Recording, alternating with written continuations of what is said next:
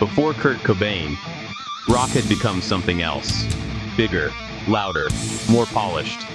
It was excess, sex, drugs, and rock and roll. It looked like everything, but it felt like nothing. It was becoming all show and no go. Just shallow lyrics with no substance. Flashy guitars playing a million notes a minute, with no feeling.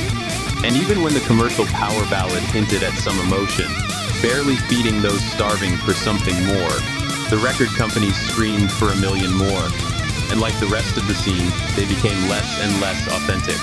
All of this is not to say there weren't great rock, hard rock, and metal bands to come out of the 80s and late 80s, because there were.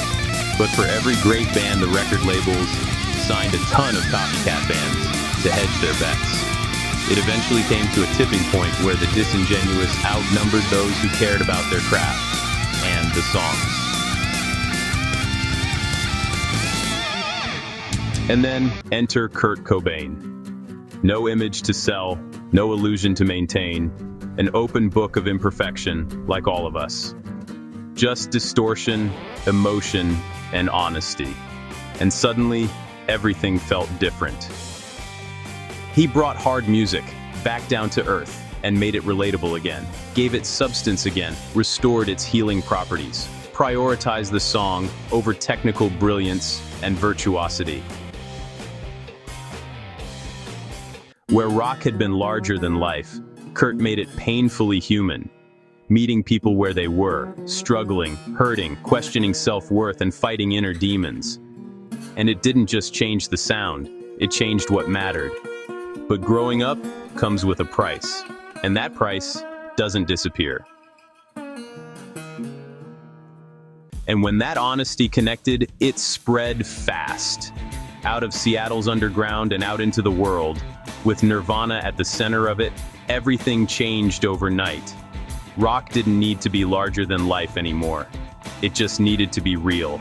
It needed to be relatable again. The teenagers of the early 80s were now working and starting families. Many of them were looking for more out of rock music, their brief escape. But as with most things, there was a contradiction, because the more real it became, the bigger it got. And the bigger it got, the harder it was to stay real.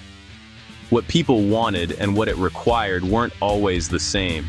It's a copycat industry, and the farther you get away from the originals, the more commercial the product gets.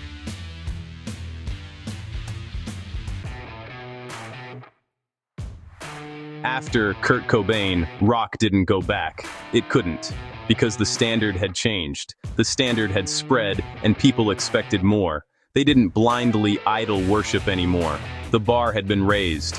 Bands had to earn the love and loyalty of fans once again, by being honest and appreciating those who connected with their music.